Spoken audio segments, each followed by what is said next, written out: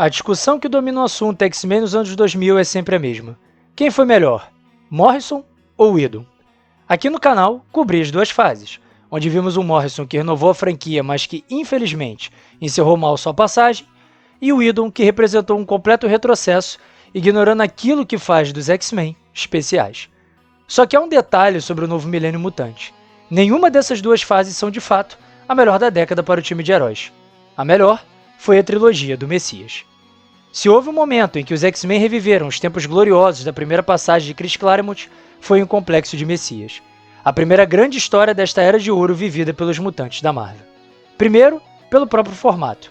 Vimos várias séries convergirem entre si para contar uma história, com X-Factor de Peter David, X-Men com ninguém menos que Ed Brubaker e uma nova geração de Kyle Yoshi em New X-Men. Não havia o menor jeito de isso dar errado, especialmente considerando o quarto elemento desta fórmula, Mike Carey, que conduzia a Mensal Mutante iniciada em 91, que futuramente seria chamada de X-Men Legado. A equipe era tão competente que conseguiu pegar uma história convoluta e gerar um ótimo resultado de sua consequência. Dinastia M havia sido a grande saga da Marvel no ano anterior a Complexo de Messias. A história criou uma distopia onde mutantes dominavam o planeta, até que toda a farsa foi revelada e Wanda resolveu limpar quase todos os mutantes da Terra, retirando suas mutações. Dinastia M tem inúmeros problemas e acha uma história irritante de se ler, mas a sua consequência estava posta. De milhões, temos agora centenas de mutantes, e assim começa Complexo de Messias.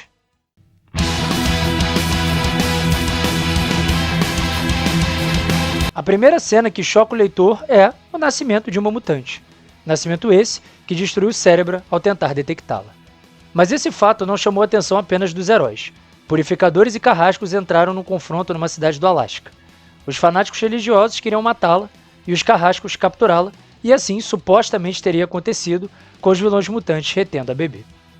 A importância do momento gera um debate caloroso entre Xavier e Scott, com o líder dos X-Men reiterando ao professor que agora ele manda no time e que Xavier o treinou para ser de confiança.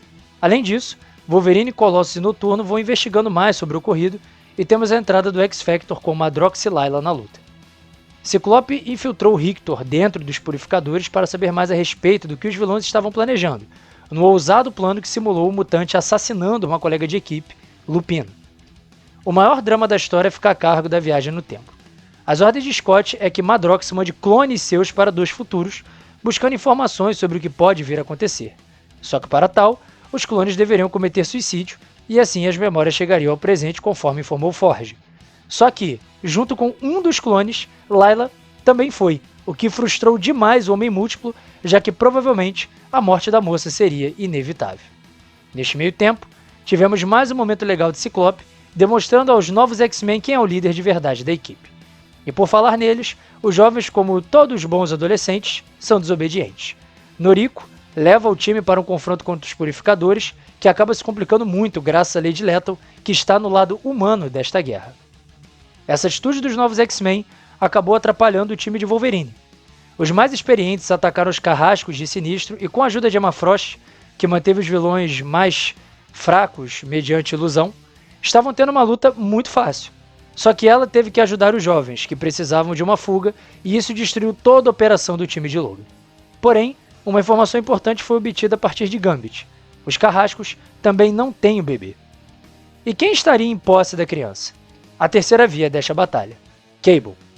Isso seria mais uma complicação aos X-Men.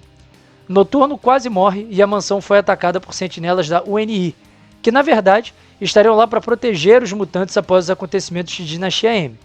E qual foi o motivo do ataque? Uma infecção por nanosentinelas, aquelas mesmas criadas por Cassandra Nova. Mas o autor do ataque é um mistério. Ciclope e Wolverine então mudam de alvo, sendo agora Cable, que é o suspeito de atacar a mansão e causar este pandemônio mutante. Para combater o Viajante do Tempo, nada mais justo que usar sua própria criação.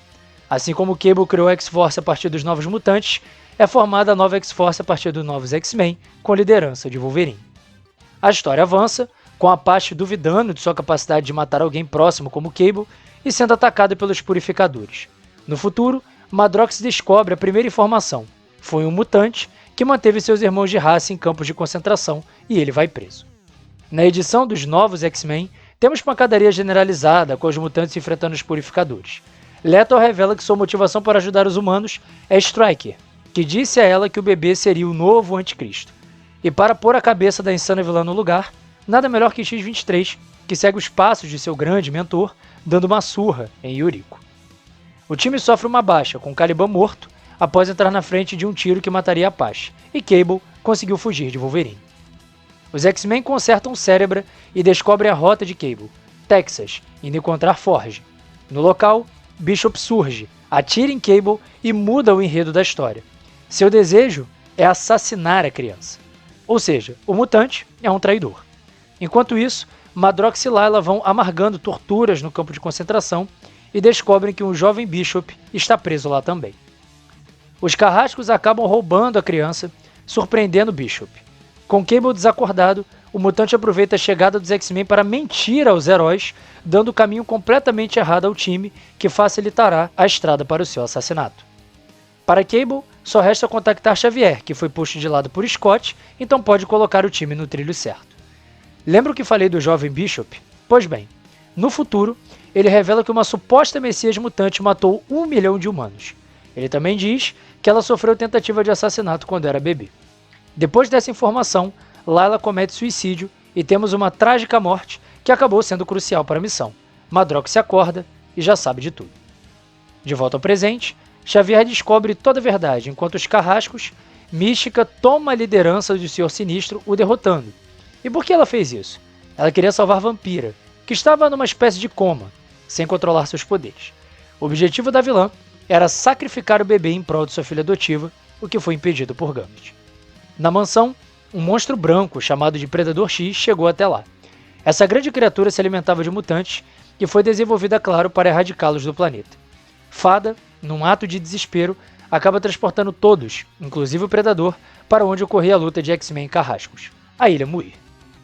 Na edição derradeira de Complexo de Messias, temos Xavier pedindo que Cable entregue a criança a Ciclope. Enquanto isso, Vampira não se compadece com Mística, achando um absurdo que a vilã mataria uma vida pela sua. A heroína resolve então dar um tempo. O Predador X, que parecia imparável, é derrotado por Wolverine, que numa manobra bem Wolverine, entra dentro da boca do monstro e o mata por dentro. Com o bebê em mãos, Scott acha que é melhor Cable criar a criança. Com isso, ela teria mais liberdade para crescer, ao invés de ser um peão de vários líderes do presente. O problema disso tudo é que Bishop descobriu a localização de todos ali. Resultado, ele dá o seu tiro. Só que não é a bebê que é atingida, e sim o Professor Xavier. Com Xavier morto, Ciclope decreta o fim dos X-Men e Cable cuidará da criança no futuro, num final absurdamente apoteótico da saga.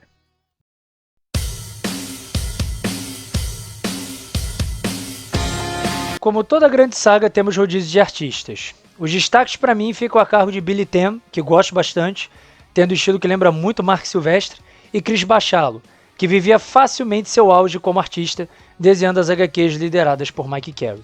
Scott Eaton também fez um bom trabalho à frente do X-Factor, e o elo mais fraco foi Humberto Ramos, mas que não foi incômodo como em outros trabalhos dele. A história tem tudo o que um bom arco dos X-Men precisa.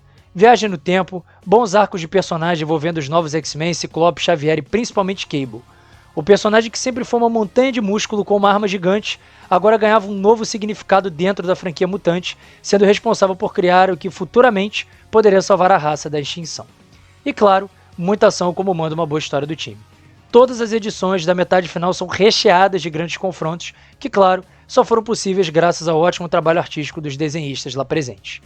Além disso tudo, Complexo de Messias trouxe o melhor legado de uma grande saga para os X-Men desde Chris Claremont. Daqui, tivemos uma boa mensal de Cable cuidando de Hope, o período dividido Os Venceremos do time, separado até a sua reunião em Fabulosos X-Men 500, e uma mensal que levaria os mutantes a caminhos mais adultos, que será o assunto do próximo vídeo. Para muitos, a última grande história mutante. Ao meu ver, não foi a última, pois teremos ainda muito material bom após Complexo de Messias, continuando sua história. Mas sem dúvida, Complexo foi o maior resgate à real natureza dos X-Men nos quadrinhos e superior a praticamente tudo que a Marvel fez com as HQs rivais dentro do universo 616 da Casa das Ideias. O vídeo termina por aqui e agradeço aos que assistiram. Não se esqueçam de deixar o gostei e de se inscrever no canal.